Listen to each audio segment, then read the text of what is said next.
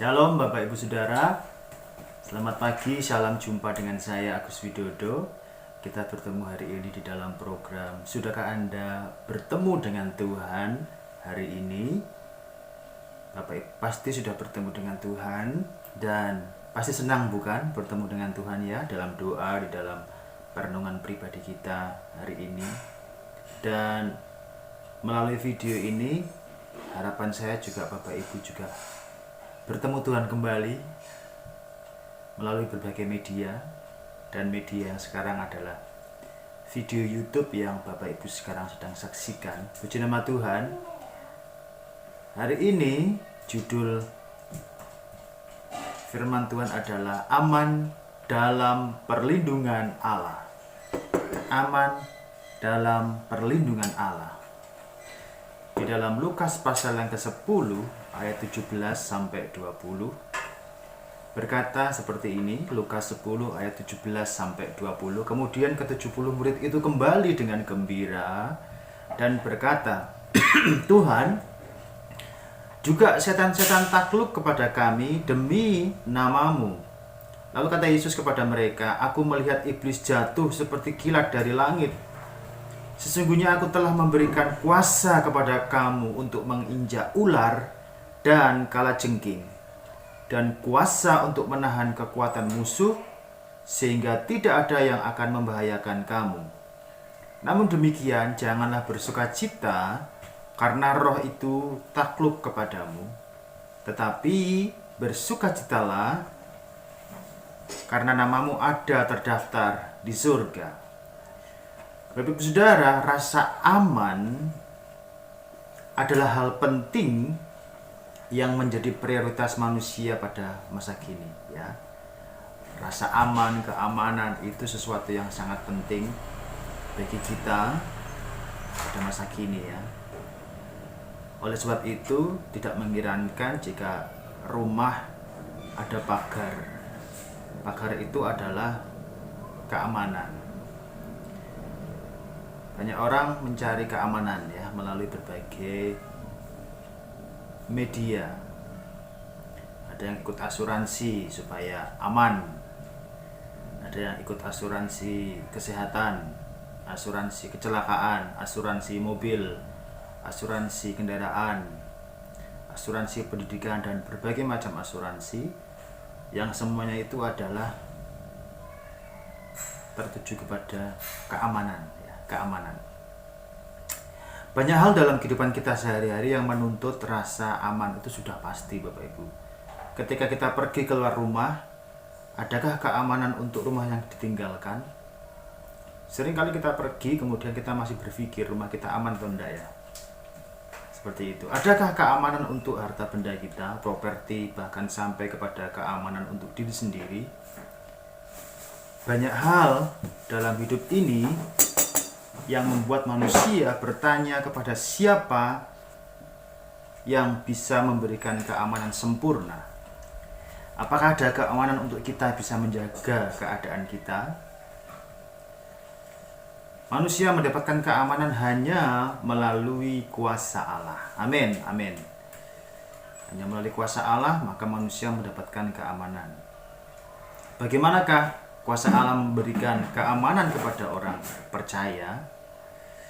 Ya, yang pertama Bapak Ibu Saudara, yakin bahwa nama Yesus adalah nama di atas segala nama. Yakin bahwa nama Yesus adalah nama di atas segala nama. Kemudian ke-70 murid itu kembali dengan gembira dan berkata, Tuhan, juga setan-setan takluk kepada kami demi namamu. Pasal 10 ayat ke-17. Para murid Yesus adalah orang-orang yang sangat bersukacita sebab di dalam praktek pelayanannya mereka berhasil menaklukkan setan-setan. Bahkan setan itu takluk kepada para murid itu ya. Mereka mengusir setan-setan dari orang-orang yang dirasuknya, mengusir setan-setan yang memberikan penyakit kepada orang lain, mengusir setan-setan dari semua orang yang datang kepada para murid untuk minta didoakan oleh mereka. Para murid dengan yakin berkata tentang kepada setan-setan itu, dengan menggunakan nama Yesus untuk mengusir setan-setan itu. Nama Yesus memberikan kuasa yang dahsyat sehingga semua setan itu keluar dari orang-orang yang didoakan oleh para murid. Mereka kembali kepada Yesus dengan hati yang sangat gembira dan bersuka cita, sebab dengan menggunakan nama Yesus saja semua setan tunduk kepada para murid. Nah, Bapak Ibu Saudara, sebagai orang percaya, ada masa-masa di mana kita merasa bangga ya. Ketika kita dalam pelayanan kita mendoakan orang yang dalam pengaruh kuasa kegelapan, kemudian kita datang kepada dia, kita menggunakan nama Yesus, menggunakan kuasa dari Tuhan. Seringkali membuat kita bangga ya. Wah, luar biasa ini doanya.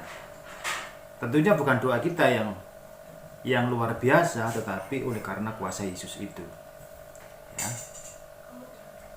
Sebagai orang percaya ada masa-masa di mana kita merasa bangga, sebab pada saat kita berdoa dalam nama Yesus maka terjadi mujizat yang bisa dirasakan. Nah, tapi bagaimana kalau keadaannya dibalik ya? Bagaimana kalau kita berdoa lalu tidak terjadi apa-apa? Berdoa dalam nama Yesus untuk orang sakit, lalu orang sakit itu disembuhkan. Berdoa untuk kelepasan orang dari pengaruh roh jahat, lalu orang tersebut dilepaskan dari pengaruh roh jahat. Ini membuat hati menjadi gembira, senang, bahagia.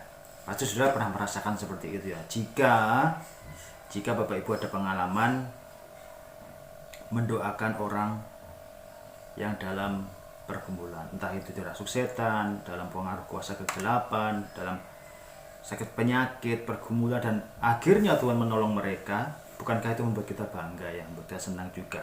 Kita yang mendoakan juga merasa lega ya, senang.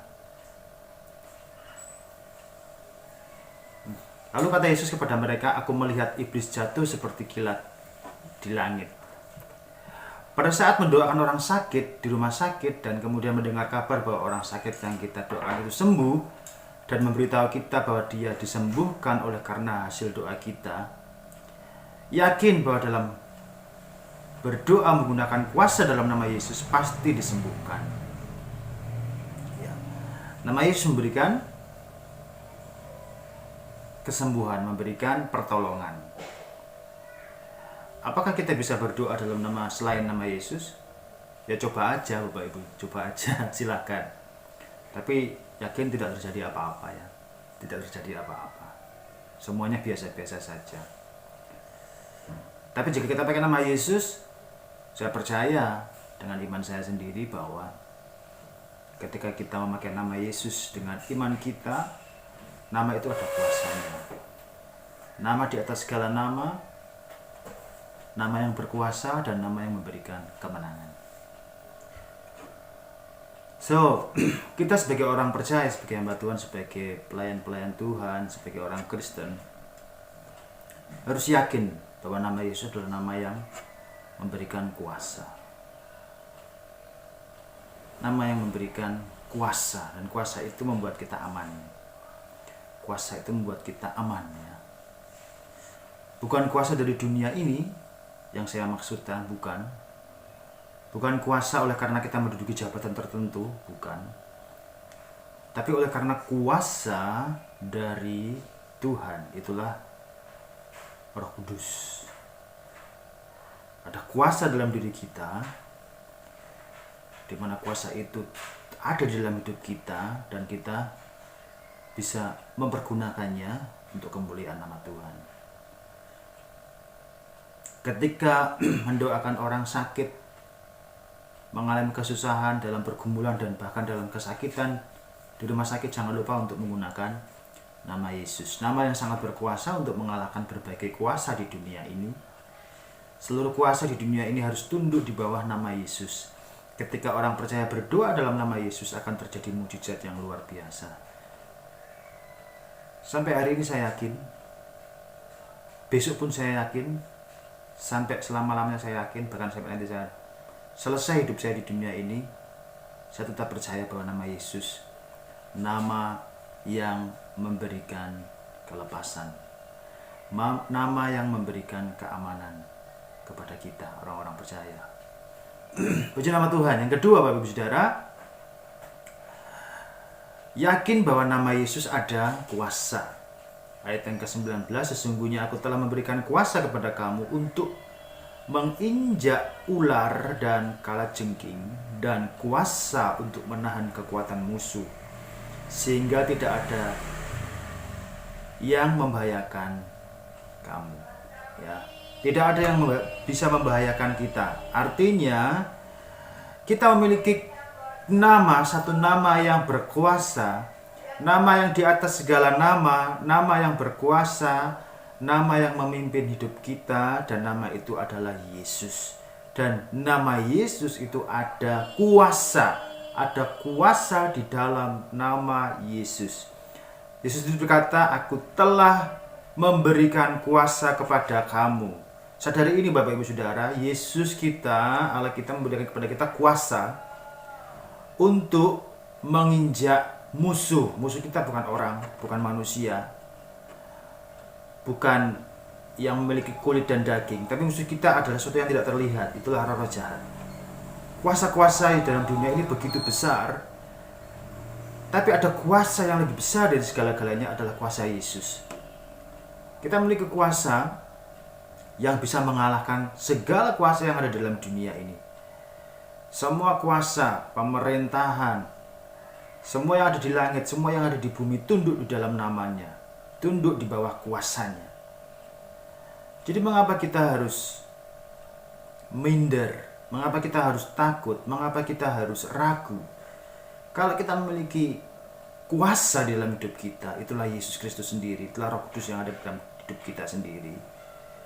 Kita bisa mengalahkan musuh kita, musuh yang senantiasa mengincar kita, musuh yang senantiasa ingin menjatuhkan kita. Sekali lagi, bukan manusia.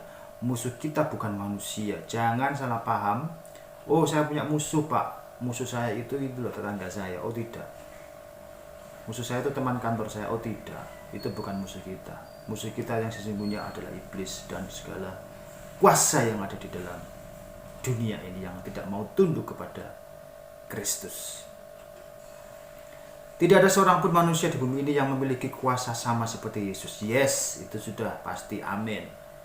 Yesus adalah Allah 100% dan manusia 100%. Dalam kealahannya, Yesus memiliki kuasa atas seluruh manusia. Yesus memberikan kuasa kepada orang percaya untuk menggunakan namanya untuk mengusir segala roh jahat, untuk berkuasa atas roh-roh jahat di udara hanya dengan menggunakan nama Yesus. Nama Yesus memberikan kuasa untuk menginjak ular dan kalajengking. Ini bukan hanya, ini artinya bukan lo sudah bisa menginjak ular kemudian kalajengking. Ya memang secara literal bisa seperti itu. Kita nggak pakai nama Yesus pun, kita ketemu ular kita bisa bunuh dia ya, bisa matikan dia. Tapi maksudnya adalah bukan semata-mata binatang ular maupun kalajengking, tidak. Tapi perwakilan dari itu adalah iblis dan kuasa jahat. Ular dan kalajengking adalah perwakilan gambaran dari kuasa kegelapan yang menyerang manusia. Orang percaya diberikan kuasa untuk mengalahkan ular dan kalajengking, sehingga tidak ada yang bisa membahayakan orang percaya. Sebagai gambaran Bapak Ibu Saudara, meskipun orang percaya diberikan kuasa Tuhan untuk kekuatan iblis, bisa mengalahkan kekuatan iblis, akan tetapi tidak boleh mencobai Tuhan dengan saya ada kuasa ya, makanya saya mau mempraktekkan ya, mau menguji kuasa Tuhan itu. Kalau saya minum racun dengan sengaja, tapi motivasi saya adalah mau mengetahui kuasa Tuhan itu berguna, kuasa Tuhan itu manjur atau tidak, itu namanya perbuatan yang bebal, bodoh ya. Bukan seperti itu maksudnya. Dengan sengaja kemudian kita minum racun dengan tujuan untuk menguji kuasa Tuhan, apakah kuasa Tuhan itu mampu menolong atau tidak. Ya saya pikir bukan seperti itu ekstrim sekali. Tapi kalau ada yang mau coba ya, saya tidak bisa menahan. Tapi saya pikir itu perbuatan yang bodoh ya, perbuatan yang konyol. Orang percaya tidak boleh dengan sengaja mencobai Tuhan, tidak boleh mencobai Tuhan. Dengan memegang, kita pun bisa berhati-hati ya ketika kita memegang ular berbisa dan kalajengking ya. Sebab kita takut terhadap gigitannya, terhadap bisanya. Ketika kita berurusan dengan roh jahat, nggak bisa sembarangan. Kita memerlukan satu kuasa yang lebih tinggi dari roh jahat itu. Itulah nama Yesus, itulah kuasa Tuhan. Jauhkan kesombongan oleh sebab orang percaya diberikan kuasa Allah untuk melawan iblis. Nah ini dia Bapak Ibu Saudara. Jadi kalau kita memiliki kuasa bukan berarti untuk kesombongan. Orang percaya harus rendah hati memohon kepada Tuhan supaya Tuhan memberikan kuasanya kepada orang percaya untuk melawan iblis. Ya. Puji Tuhan.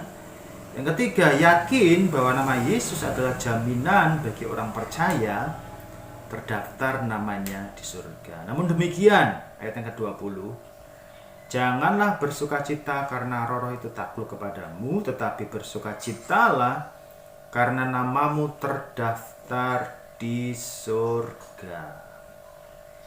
Orang percaya kepada Yesus memiliki jaminan kepastian akan keselamatan jiwanya. Inilah keamanan. Inilah keamanan Bapak Ibu Saudara. Bukan hanya kita memiliki harta benda di dalam dunia ini, kemudian kita memagari, kita menyimpan, kita menjaga dengan hati-hati. Tapi ada satu properti, itulah jiwa kita, itulah roh kita. Yang mana roh kita itu akan kembali kepada Sang Pencipta. Bila roh kita itu tidak di dalam Kristus, kita sudah tahu kemana arah roh ini. Orang yang menerima Kristus adalah orang yang tertulis namanya dalam kerajaan surga. Orang yang ada di dalam Kristus Yesus adalah orang yang terjamin jiwanya ada di dalam kerajaan surga. Namanya tertulis dalam kitab kehidupan anak domba Allah. Hal inilah yang membuat orang percaya sangat bersukacita. Aman. Jiwa kita aman, roh kita aman. Kita menjalani hidup dalam dunia ini, kita tahu kemana arah kita pergi. Orang percaya harus terus berusaha sadar. Sadar, jangan tidak sadar. Tidak sadar itu mabuk ya. Bahwa namanya tertulis dalam kitab kehidupan anak domba Allah. Kesadaran ini akan membangkitkan kepercayaan kepada Allah dengan lebih dalam. Sukacita yang ditimbulkan oleh karena nama kita tertulis akan memberikan semangat baru selama kita hidup dalam dunia ini. Orang dunia yang belum percaya kepada Yesus, nama mereka tidak tercatat dalam kitab buku kehidupan. Betapa sukacitanya hidup kita jika kita tertulis, nama kita tertulis dalam buku kerajaan surga, buku kitab kehidupan. Dan nanti ketika kita bertemu dengan Tuhan, sungguh luar biasa sukacita yang begitu dalam bertemu dengan Tuhan Yesus Kristus, kekasih jiwa kita ya. Sebagai gambaran, seseorang yang sudah mendapat undangan seminar di hotel dan dalam undangan tersebut tertulis atas namanya, saat datang ke hotel pasti sudah tahu ya, kita mengisi daftar hadir dan nama kita sudah ada di situ. Oh, itu senang sekali kita. Oh, kita bisa masuk bebas dengan leluasa, bisa masuk ke ruang pertemuan. Ya. Tapi betapa malangnya, betapa sedihnya ketika ada orang datang tanpa ada undangan. Berarti namanya tidak ada di dalam daftar undangannya dan dia datang. Apa yang terjadi? Tidak bisa masuk Bapak Ibu Saudara. Ditolak. Bagaimana? Ini seminar, ini pertemuan dan ada orang yang datang tanpa ada undangan. Lalu dia mau datang dengan tujuan mau ikut, nggak bisa Bapak Ibu Saudara. Akan ditolak dan tidak diterima masuk ke dalam ruang pertemuan. Sebagai penerapannya, untuk mendapatkan keyakinan penuh bahwa nama kita sudah tertulis dalam buku kitab kehidupan adalah percaya kepada Yesus dan menerima Dia sebagai Tuhan dan Juru Selamat secara pribadi. Ini ajakan, undangan kepada siapapun yang menyaksikan video ini. Jika Anda belum percaya sama Tuhan Yesus Kristus, ini saatnya. Terimalah Dia dengan rendah hati, terimalah Yesus menjadi Tuhan dan Juru Selamatmu, maka jiwamu akan diselamatkan. Jika sudah percaya, nama kita sudah tertulis dalam buku kitab kehidupan, bersukacitalah di dalam Tuhan, sebab nama kita tertulis dalam buku kitab kehidupan. Nama Yesus adalah nama yang ajaib. Melalui nama Yesus ada banyak keajaiban pertolongan dari Tuhan kita bagi semua orang yang percaya kepada namanya. Nama Yesus adalah nama di atas segala nama. Nama yang memberi kuasa. Nama yang memberikan kepastian kepada semua orang yang menerima Dia dan percaya kepada Dia, untuk menerima keselamatan kekal dari Allah. Sehingga nama kita tertulis dalam buku kitab kehidupan Anak Domba. Keamanan jiwa kita itulah nama Tuhan Yesus Kristus. Puji nama Tuhan. Semoga Bapak Ibu Saudara bisa bertemu dengan Tuhan melalui video ini. Selamat berkarya, selamat berakhir pekan. Tuhan Yesus Kristus memberkati kita.